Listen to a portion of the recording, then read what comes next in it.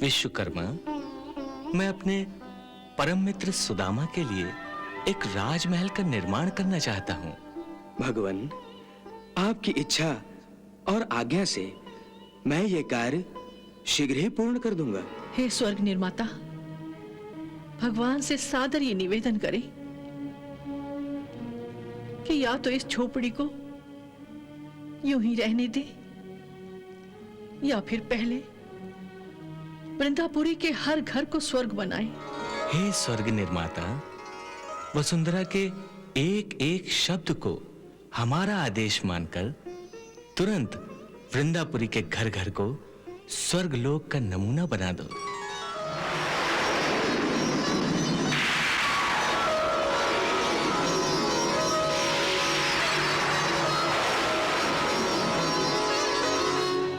प्रणाम देवी।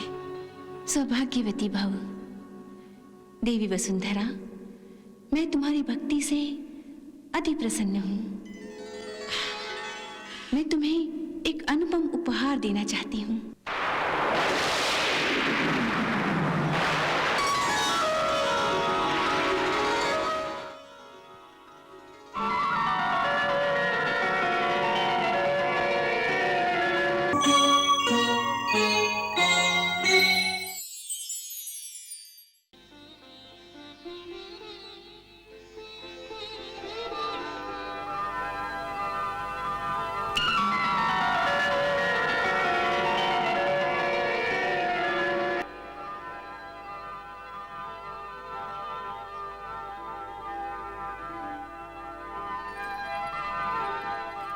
भगवान, विश्वकर्मा का प्रणाम स्वीकार करें।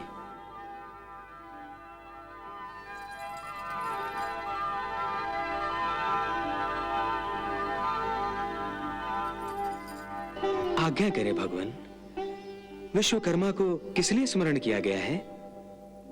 विश्वकर्मा, मैं अपने परम मित्र सुदामा के लिए एक राजमहल का निर्माण करना चाहता हूँ। भगवान, आपकी इच्छा और आज्ञा से मैं ये कार्य शीघ्र ही पूर्ण कर दूंगा। परंतु ये राजमहल हमारे राजमहल जैसा ही होना चाहिए, और इस राजमहल की विशेषता ये होनी चाहिए कि इसमें जो भी रहे, चाहे वो सांसारिक हो चाहे वैरागी, उसके मन को शांति और संतोष मिलना चाहिए। ऐसा ही होगा प्रभु। सुदामा जी के राजमहल का निर्माण शांति और संतोष की आधारशिला पर ही होगा। परंतु सुदामा के जाने का समय आ गया है, इसलिए यह कार्य अति शीघ्र होना चाहिए। जैसी प्रभु की आज्ञा।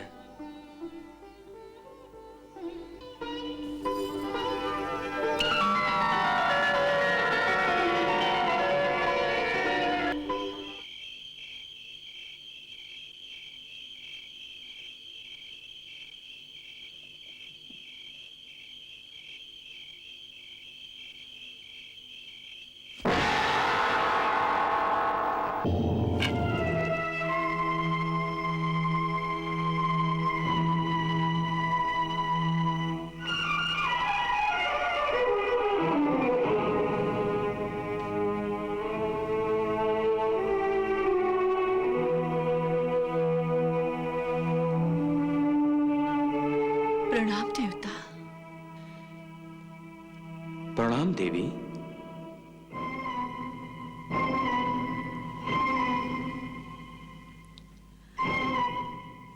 कौन है आप? और गरीब की कुटिया में किस कारणवश पधारे हैं? देवी, मेरा नाम विश्वकर्मा है। देव शिल्पी विश्वकर्मा?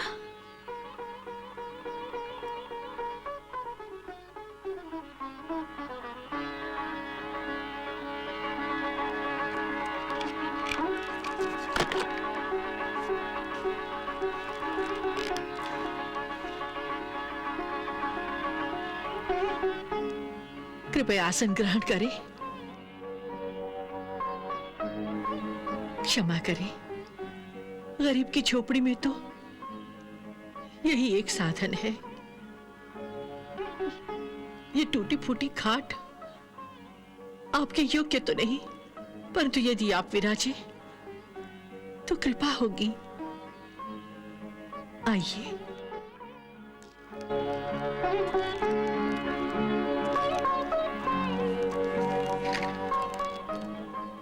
धन्यवाद देवी। आज्ञा कीजिए, मैं आपकी क्या सेवा करूं? सेवा तो मैं करने आया हूं देवी। मुझे भगवान श्री कृष्ण ने आज्ञा दी है कि सुदामा जी के घर लौटने से पहले इस कुटिया के स्थान पर एक राजमहल का निर्माण करूं। वैसा राजमहल जैसा भगवान श्री कृष्ण का अपना महल है। श्री कृष्ण के महल जैसा राजमहल? हाँ देवी, वैसा ही राजमहल, हीरों पन्नों से जगमगाता हुआ महल, वैसा ही वैभवशाली महल, शानदार महल। ये उनकी उदारता है जो वो एक ब्राह्मण मित्र पर अपनी कृपा कर रहे हैं। एक गरीब की कुटिया को राजमहल में बदलना चाहते हैं,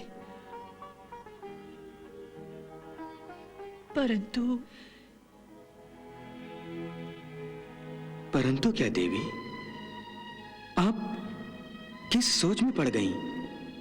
मैं तो सोच रही थी कि भगवान श्री कृष्ण अंतर्यामी हैं। हम गरीबों को क्या चाहिए, क्या नहीं चाहिए, हम क्या स्वीकार कर सकते हैं, क्या स्वीकार नहीं कर सकते, वो सब जानते हैं। निसंदेह वो सब जानते हैं, तभी तो वो आपके परिवार के लिए सारे सुख उपलब्ध कराना चाहते हैं। परंतु उन्होंने ये कैसे सोच लिया कि मेरे परिवार में मेरे स्वामी, मेरे बच्चे और केवल मैं ही हूं? अर्थात देवी? अर्थात ये कि किसी मनुष्य का परिवार केवल उसके बाल बच्चों तक सीमित नहीं होता। उसके परिवार में उसके पड़ोसी, उसके गांववासी, उसके देशवासी सभी सम्मिलित होते हैं, जिनसे मानव समाज बनता है। तो क्या आप ये कहना चाहती हैं कि ये सारा गांव वृंदापुरी आपका परिवार है? हाँ विश्वकर्मा जी, परिवार उसे कहते हैं जिसके सदस्य स्नेह और सहानुभूति की रस्सी से एक दूसरे से जुड़े होते हैं। किसी एक की उंगली कटती है तो दूसरे को दर्द होता है। एक पड़ोसी भूखा होता है तो दूसरे पड़ोसी को खाना अच्छा नहीं लगता। किसी एक का झोपड़ा जल उठता है तो दूसरे आग बुझाने के लिए कूद पड़ते हैं। जानते हैं क्यों? केवल इसलिए कि सभी स्नेह और सहानुभूति की रस्सी में बंधे हुए एक ही परिवार के लोग हैं।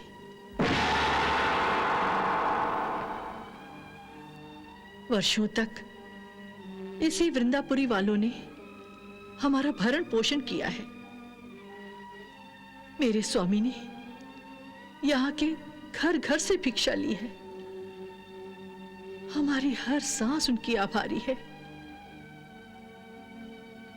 उनके आभारों का बोझ हमारे दिलों पर है। ऐसे में यदि भगवान श्री कृष्ण की कृपा से हमारे अच्छे दिन आ रहे हैं तो मैं उन्हें कैसे भूल सकती हूं? वाह वसुंधरा वाह। धन्य हो तुम वसुंधरा, धन्य हो तुम, कितनी महान हो तुम। वाह। हे देवता, आप ही बताइए, मेरे स्वामी जब द्वारकाधीश से मिलने निकले थे, उन्हें भेंट देने के लिए हमारे पास 5 सुपारियां तक नहीं थी। तब मैं ही अपनी पड़ोसन से 2 मुट्ठी चावल मांगकर लाई थी। क्या ऐसे पड़ोसियों को इस समय मेरा भूल जाना उचित है? नहीं देवी, बिल्कुल नहीं। नहीं ना,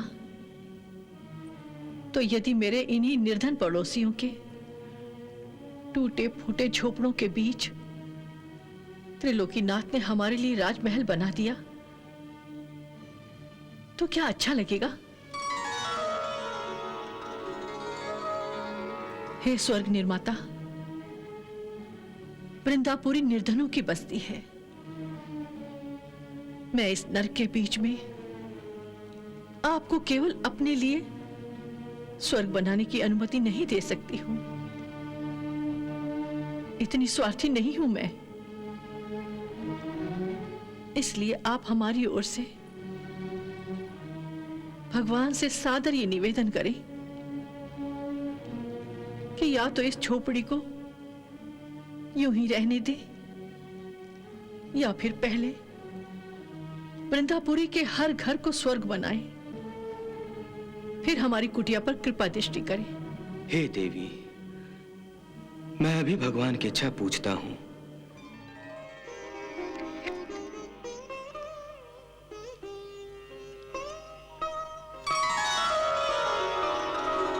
हे स्वर्ग निर्माता, वसुंधरा के एक एक शब्द को हमारा आदेश मानकर तुरंत वृंदापुरी के घर घर को स्वर्ग लोक का नमूना बना दो।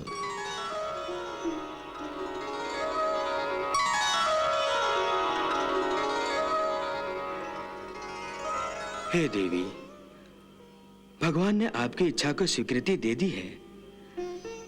मुझे शीघ्र ही सारे वृंदापुरी का उद्धार करना होगा।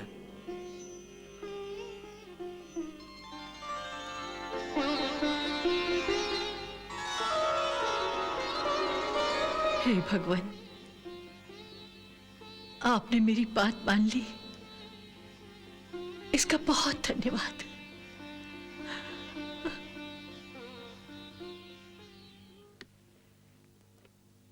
वाह वसुंधरा वाह,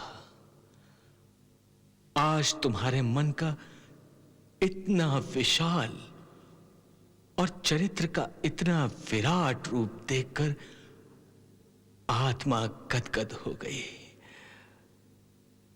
वसुंधरा, आज तुम मानवता के उच्चतम शिखर पर खड़ी हो, उच्चतम शिखर पर। सत्य है भगवान, वसुंधरा की भक्ति और मानवता पवित्र और पूजनीय है। देवी, वसुंधरा की भक्ति उस पवित्र नदी की तरह है जिसका जल यदि सागर में मिल जाए तो उस विराट सागर को भी पवित्र बना देता है। सुदामा और वसुंधरा की भक्ति, मानवता और पुण्य की पवित्र नदी के जल से आज पूरी वृंदापुरी तृप्त हो रही है। यह आपने अच्छा ही किया भगवान कि सुदामा और वसुंधरा को निहाल कर दिया, सब कुछ दे दिया उन्हें। परंतु हे देवी, हमने तो अपनी ओर से सुदामा और वसुंधरा की सांसारिक इच्छाओं की पूर्ति करके अपने आधे चावल का थोड़ा मोल तो चुका दिया है, परंतु अब आपकी बारी है। उस शेष आधे चावल का कुछ मोल आपको भी चुकाना है। याद है ना, चावल का वो आधा दाना जो वसुंधरा ने आपको अर्पित किया था। कैसे भूल सकती हूँ मैं उस अनमोल भेंट को।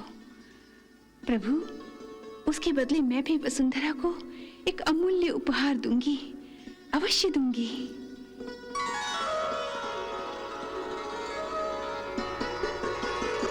वृंदापुरी के नगरवासियों, मैं विश्वकर्मा हूं, देव शिल्पी विश्वकर्मा।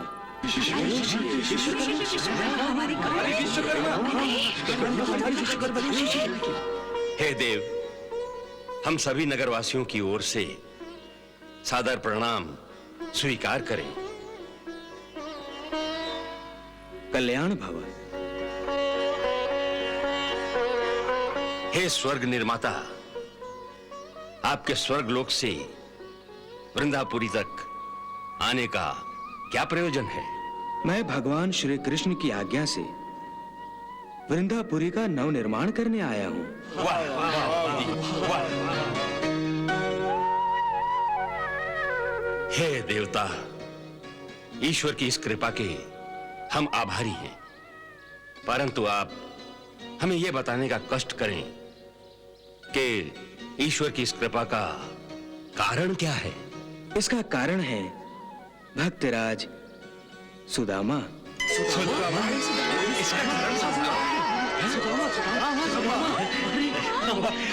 सुदामा।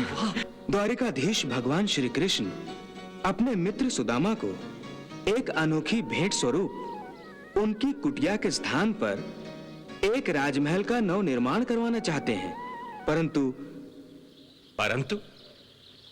परंतु क्या देव? परंतु उनकी पत्नी देवी वसुंधरा ने इसकी आज्ञा नहीं दी।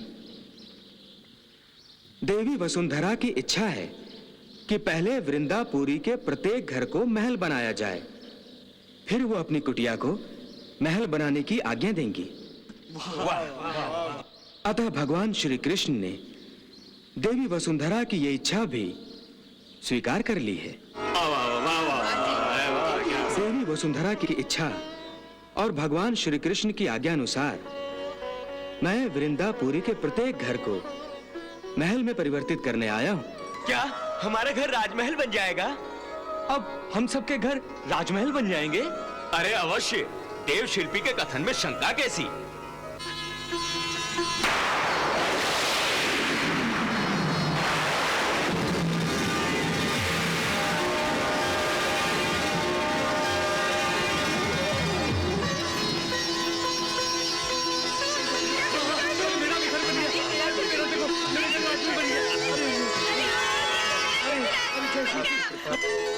सबके घर तो राजमहल बन गए, अब मेरे सुदामा की बारी है।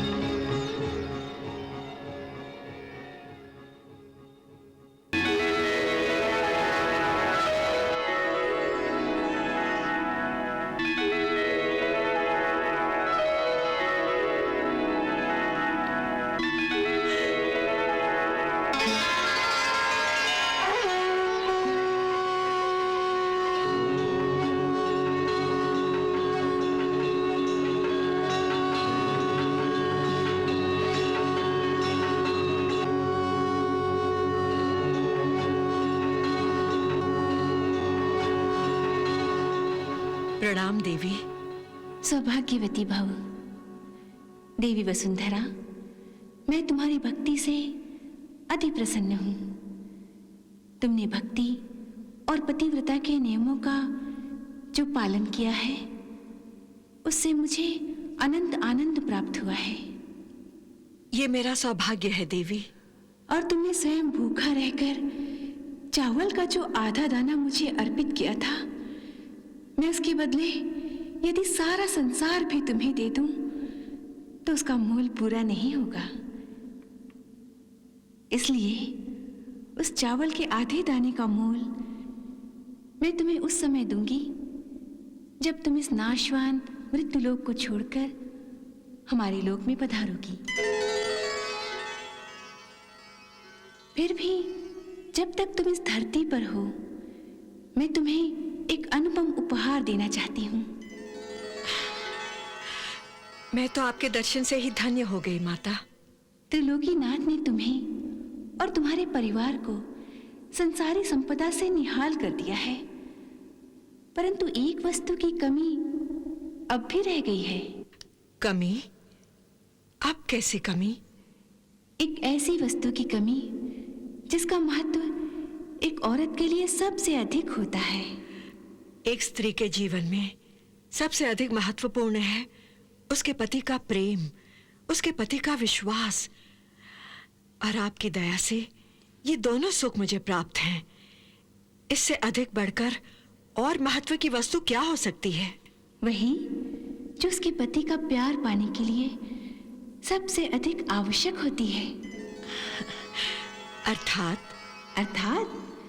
अर्थात उसका रूप, उसका सौंदर्य और एक उमंग भरा, रस भरा यौवन जो मैं तुम्हें उपहार में देना चाहती हूँ वसुंधरा। क्षमा करे माता, समय के साथ रूप का जादू भी उतर जाता है और जवानी भी ढलने लगती है, जैसे चांदनी ढल जाती है। मैं तुम्हें चंद्रमा जैसी ही सुंदर बनाना चाहती हूँ, परंतु मेरा दिया हुआ रूप ऐसे चंद्र की तरह होगा जिसे अमावस की काली रात भी ढक नहीं सकेगी। देवी वसुंधरा, तुम सदा सुंदर और जवान बनी रहोगी, इसलिए कि मैं तुम्हें चिर यौवना का वरदान देने जा रही हूँ। चिर यौवना? हाँ वसुंधरा।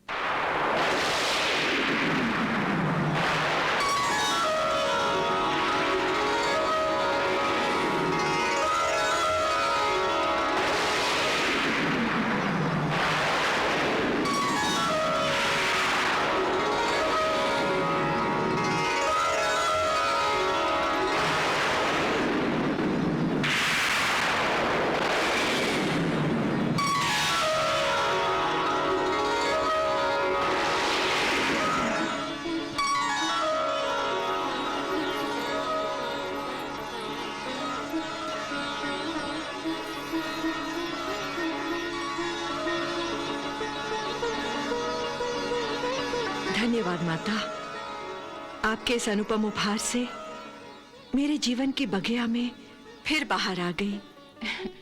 वसुंधरा, जब तक तुम इस नाशवान संसार में हो, तुम सदा जवान और रूपवती बनी रहोगी। तुम्हारा ये सौंदर्य और जवानी समय के आक्रमण से सुरक्षित रहेंगे। हर स्त्री को चाहिए कि अपने पति का प्यार पाने के लिए अपने आप को किसी सुगंधित फूल की तरह आकर्षण का केंद्र बनाए। देखो, श्रृंगार के बिना सौंदर्य भी पत्थर के फूल की भांति होता है, जिसमें न वो रंग होते हैं जो आंखों को भाते हैं, न वो सुगंध होती है जो आत्मा को तृप्त कर देती है, और न ही उसमें वो स्पर्श का आनंद मिलता है। एक बार फिर क्षमा करें माता, जब पति ब्याह के अटूट बंधन में बंध जाता है तो उसके बाद स्त्री के लिए रूप और श्रृंगार का इतना महत्व कहाँ रह जाता है। देवी वसुंधरा, तुम भी वही भूल करने जा रहे हो जो संसार की अधिकतर स्त्रियां करती रहती है। ईश्वर ने संसार में समस्त प्राणियों, यहाँ तक कि पशु पक्षी आदि सबके जोड़े पैदा किए हैं। दोनों को एक दूसरे की ओर आकर्षित करने के लिए पक्षियों को कैसा सुंदर बनाया है, उनमें तरह तरह के रंग भर दिए हैं। ये पक्षी भी अपने आप को सजा संवार कर रखते हैं। तो फिर इन सब से बुद्धिमान मनुष्य की समझ में ये बात क्यों नहीं आती कि रूप और श्रृंगार कितने आवश्यक हैं। आप धन्य है माता, अब आपकी बात मेरी समझ में आने लगी है। तुम्हें क्या, ये बात हर स्त्री को समझना चाहिए कि वो मेरा ही एक रूप है, इसलिए गृह लक्ष्मी को मेरी छवि की तरह सुंदर होना चाहिए, जहां सुंदरता ना हो, लक्ष्मी का निवास कैसे हो सकता है?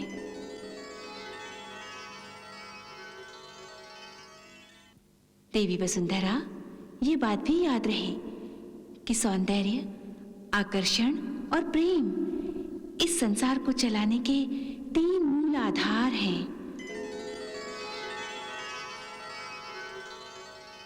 और इस श्रृंखला की पहली कड़ी सौंदर्य है, तथा यह सौंदर्य तन का भी होता है और मन का भी होता है।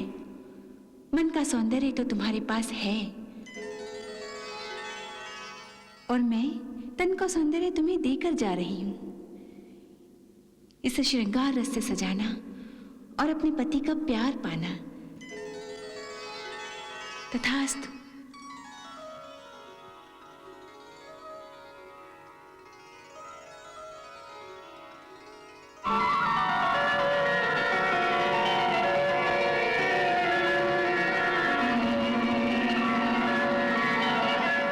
माँ, वो देखो क्या।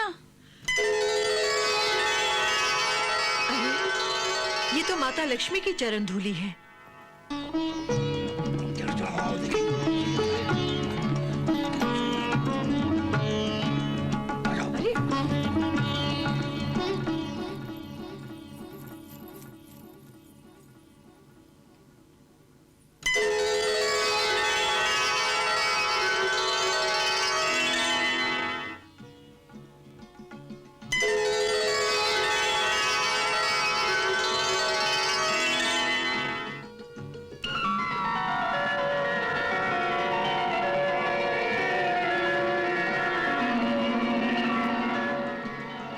अरे, भाभी, भाभी जी,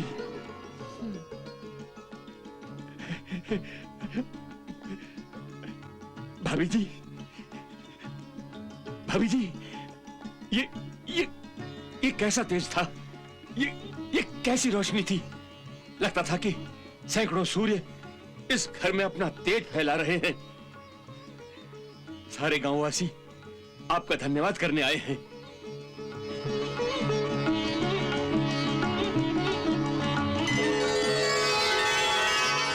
मगर इस महातेज ने इस घर में अंदर आने का रास्ता ही रोक दिया था।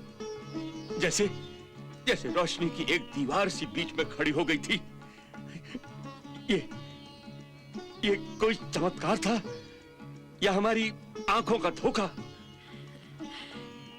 आंखों का धोखा नहीं देवर जी, ये सचमुच चमत्कार था।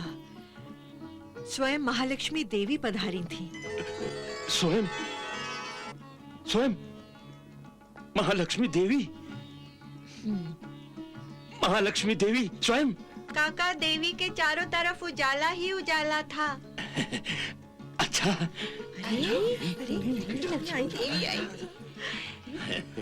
काका, देवी के 4 हाथ थे, 4 हाथ?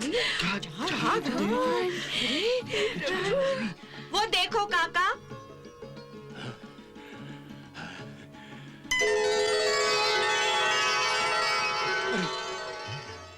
अरे ये तो सचमुच देवी लक्ष्मी के दिव्य चरण चिन्ह हैं।